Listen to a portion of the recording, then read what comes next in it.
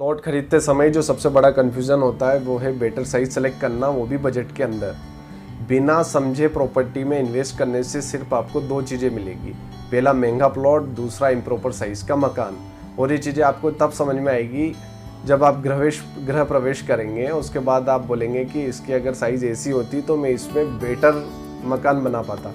तो कैसी साइज़ होती, आइए समझते हैं। नमस्कार, मेरा नाम है इंजीनियर लोकेश विश्वकर्मा और आप देख रहे हैं आपका यूट्यूब चैनल। अगर आप इस पर नए हैं तो प्लीज़ सब्सक्राइब कीजिए और अगर आपको आखिरी तक वीडियो बहुत अच्छा लगे तो आप लाइक कीजिएगा। इस वीडियो में मैं आखिरी में आपको एक ऐसा फॉर्मूला देने वाला हूं जिससे आप आपके प्लॉट की बेटर साइज सेलेक्ट कर सकते हैं। बेटर साइज से ही आपका बजट बचेगा, तो इस वीडियो को आखिरी तक ज़रूर देखिए, ठीक है। इस वीडियो में मैं आपको कौन से प्लॉट आपको सेलेक्ट नहीं करना है, किस साइज़ के या किस एरिया के प्लॉट आपको लेना है, वो सारी चीज़ क्लियर करने वाला हूँ। तो सबसे पहला पॉइंट है कि आपको कौन से प्लॉट लेने से बचना चाहिए। उसमें सबसे पहले इम्प्रॉपर साइज, जिसकी साइज़ अनइवन हो, ऐसे प्लॉट खरीदने से बचिए। दूसरा है कि आप अगर किसी प्लॉट की डेप्थ कम है या बैक साइड उसकी विड्थ कम है, पीछे से उसकी चौड़ाई कम है, आगे से उसकी चौड़ाई ज़्यादा है कम है, ऐसे अनइवन साइज़ के प्लॉट खरीदने से बचे, क्योंकि इसमें कंस्ट्रक्शन में भी कॉस्ट ज़्यादा लगेगी, आपको प्लॉट एरिया वेस्ट छोड़ना पड़ेगा। प्लॉट का प्रॉपर लेवल चेक करिए कि ये रोड लेवल से कितना अप है या डाउन है, उसी हिसाब से आपका बजट भी कंट्रोल में रहेगा। अगर प्रॉपर उसकी फिलिंग अगर ऑलरेडी कंप्लीट है तो आपको उसमें फिलिंग में मटेरियल वेस्ट नहीं करना पड़ेगा, ठीक है। और अगर मिले तो आप 3 साइड ओपन प्लॉट लेने की कोशिश करिए। अगर नहीं मिलता तो 2 साइड ओपन यानी कॉर्नर प्लॉट लेने की कोशिश करिए। अगर ये भी आपके बजट में फिट नहीं बैठते हैं तो आप रो वाले या रोड वाले सिंगल साइड ओपन प्लॉट ले सकते हैं। इसमें भी बहुत बेटर साइज़, बहुत ही शानदार प्लानिंग आपकी हो सकती है, कोई प्रॉब्लम नहीं है। आप जैसा भी प्लॉट सेलेक्ट करें उसमें हमारा यानी इंजीनियर या आर्किटेक्ट का काम है कि आपको कम से कम जगह में भी बेटर उपयोग वाली चीज़ें करके दें, या मकान में ऐसी प्लानिंग हो कि आप उसका ज़्यादा से ज़्यादा उपयोग कर पाएँ और कम जगह उसकी वेस्ट हो। दूसरे पॉइंट से समझते हैं कि आपको एरिया कैसे सेलेक्ट करना है। यह फंडा सीधा सीधा आपके फैमिली मेंबर पर डिपेंड करेगा मेरे अकॉर्डिंग, ठीक है। अगर आपका बजट ज़्यादा है तो ठीक है, आप खरीद सकते हैं किसी भी साइज़ का प्लॉट। बट अगर आपके बजट की और साइज़ की लड़ाई चल रही है तो आपको कैसे तालमेल बिठाना है वो समझ लीजिए, ठीक है। अगर आप घर में 2 मेंबर या 3 मेंबर हैं, 2 से 3 फैमिली मेंबर अगर आपके पास हैं, तो मेरे अनुभव के अनुसार 500 से 700 स्क्वायर फीट में आप आराम से रह सकते हैं, बहुत अच्छे से रह सकते हैं। उसमें आपको 1 BHK प्लान मिलेगा। 1 BHK यानी कि 1 bedroom, hall, kitchen, let bath वगैरह, ठीक है। अगर आप 2 से 3 मेंबर है तो आपको 1 BHK की ज़रूरत पड़ेगी और आपको 500 से 700 स्क्वायर फीट की ज़रूरत है, ठीक है। वहीं अगर आप 3 से 5 फैमिली मेंबर है तो आपको 2 BHK प्लान करवाने की ज़रूरत है। और 2 BHK के लिए आपको साइज़ की जो ज़रूरत है वो 800 से 1200 स्क्वायर फीट आपको बहुत सफिशिएंट है। 800 से 1200 स्क्वायर फीट में आपका 2 bedroom, 1 hall, kitchen, let bath, dining area, porch वगैरह सब बहुत इजीली डिज़ाइन हो जाता है, बहुत अच्छे से प्लान हो जाता है। वहीं अगर आप 6 से 8 मेंबर है तो आपको लगभग 1300 से 1600 स्क्वायर फीट तक की ज़रूरत पड़ेगी, ठीक है। 1300 से 1600 स्क्वायर फीट साइज़ के प्लॉट की आपको ज़रूरत पड़ेगी। वहीं अगर आप 8 से 10 मेंबर है तो आपको 4 BHK की ज़रूरत पड़ेगी, जो 1600 से 2000 स्क्वायर फीट में सफिशिएंटली कंप्लीट हो सकता है। अगर आप बोलेंगे कि नहीं हमारा बजट इतना ज़्यादा नहीं है, हम इतनी साइज़ अफोर्ड नहीं कर सकते, मेंबर्स भी अगर आप ज़्यादा हैं, जैसे 5 से 8 मेंबर आप हैं, आपको 3 BHK की ज़रूरत पड़ेगी।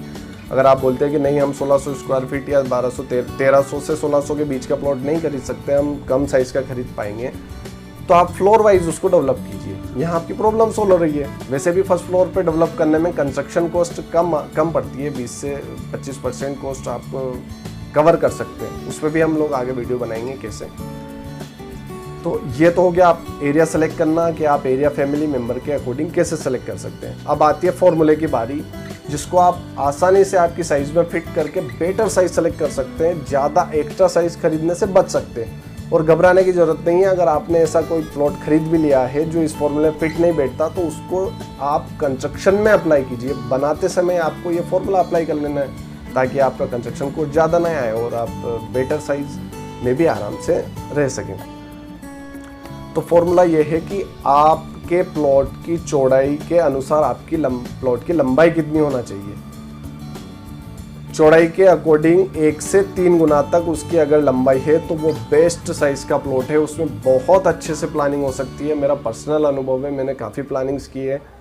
अगर उसकी गहराई, प्लॉट की गहराई यानी लंबाई अगर उसकी चौड़ाई से 1 से 3 गुना, अब 1 गुना यानी कि अगर चौकोर साइज़ का अगर प्लॉट आपको मिल रहा है तो वो एक अलग मैटर है। अगर आप बड़ी साइज़ का प्लॉट ले रहे हैं उसमें मैं अभी नहीं जा रहा हूँ, मैं जा रहा हूँ मीडियम साइज़ के प्लॉट्स की, जहाँ आपको साइज़ सेलेक्ट करना बहुत इम्पोर्टेंट हो जाता है, क्योंकि उसकी चौड़ाई लगभग 20 से 30 फीट के आसपास चलती है। ठीक है, तो सबसे पहले तो आप बचिए कि अगर 20 से कम साइज़ का चौड़ाई का प्लॉट अगर आपको मिल रहा है, 20 फीट से कम साइज़ का अगर प्लॉट आपको मिल रहा है तो उसको लेने से बचिए। अगर लेना पड़े वो एक अलग बात है, पर आप बचिए कि क्योंकि उसमें सिंगल साइड प्लान होता है, एक साइड आपको पूरा वॉकिंग एरिया छोड़ना पड़ता है। अब वॉकिंग एरिया क्या होता है, वॉकिंग एरिया का ही इसमें बहुत बड़ा इंपॉर्टेंस है, बहुत बड़ा रोल है। ये जितना कम खर्च होगा उतना बेटर साइज़ या कम कॉस्ट में आप मकान बना पाएंगे। वॉकिंग एरिया में सीधे सीधे समझा देता हूँ आपको, ये मेरी टर्म है, हो सकता है कोई और भी उपयोग करते हो।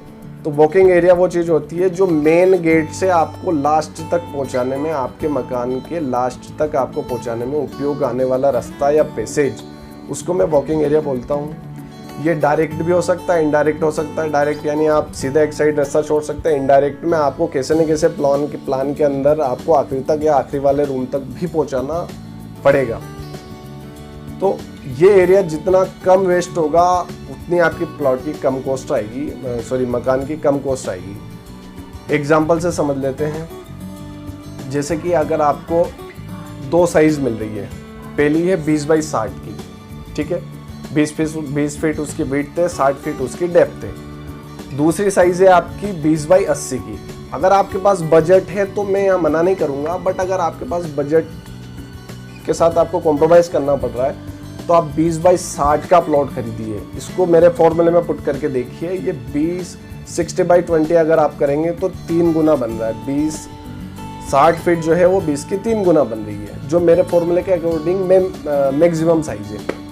इसमें क्या होगा कि आपको वॉकिंग एरिया ज़्यादा नहीं छोड़ना पड़ेगा, वेस्ट ज़्यादा जगह नहीं छोड़नी पड़ेगी, बजाय 20 बाई 80 के प्लॉट के। ठीक है, दूसरे एग्जांपल में समझ लेते हैं, अगर आपको 25-40 या 25-50 का एक प्लॉट मिल रहा है, वहीं आपको 25 बाई 80 का एक प्लॉट मिल रहा है। अगर आपका बजट है तो लीजिए, अदरवाइज आप 25-50 का प्लॉट प्रिफेयर करने की कोशिश कीजिए, क्योंकि इसमें जो फॉर्मूले का रेशो है वो 2 है, जो कि सबसे बेस्ट है। ये मेरा पर्सनल अनुभव है। इसमें जो प्लान होता है वो बहुत बेहतरीन प्लान होता है, आपका कंस्ट्रक्शन कॉस्ट भी कवर रहता है और आपको रहने की बहुत अच्छी चीज़ें उपयोग आप इसमें ले सकते हैं या बना सकते हैं। अब अगर आपको मजबूरी है कि नहीं, आप गहराई वाले प्लॉट आपको लेना पड़ रहे हैं जिसकी डेप्थ ज़्यादा है, तो आप कोशिश करिए कि उसमें पीछे से भी रास्ता हो। जैसे आपका कोई प्लॉट है 25 बाई 80 का, उसमें फ्रंट से तो मेन रास्ता है ही सही, पीछे की साइड, बैक साइड भी उसमें रास्ता हो तो आप उसको सेलेक्ट कीजिए। अदरवाइज आपको 80 फीट तक जाने के लिए इसी में से जगह छोड़नी पड़ेगी, एंड तक प्राइवेसी बरकरार रखनी पड़ेगी, तो आपको पैसे छोड़ना ही पड़ेगा। वो जगह मैं वेस्ट मानता हूँ पूरी तरह से, क्योंकि ज़्यादा गहराई वाले प्लॉट में ऐसी जगह मजबूरन छोड़नी पड़ती है।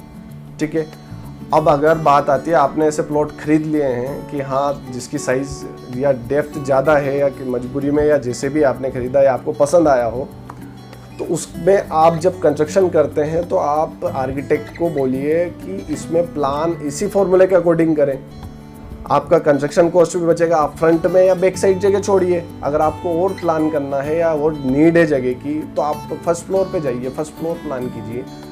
आप अगर पूरे को कवर अप करते हैं तो आपको वही वॉकिंग एरिया बहुत ज़्यादा छोड़ना पड़ेगा, जो कि कहीं ना कहीं आपको कंस्ट्रक्शन कॉस्ट बढ़ाएगा और घर के अंदर भी प्लान में थोड़ा सा प्रॉब्लम आती है।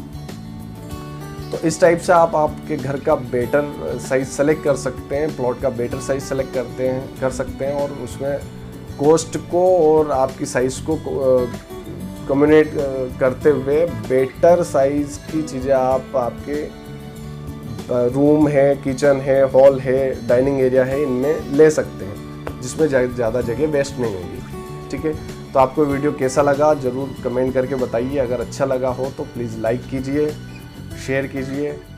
धन्यवाद।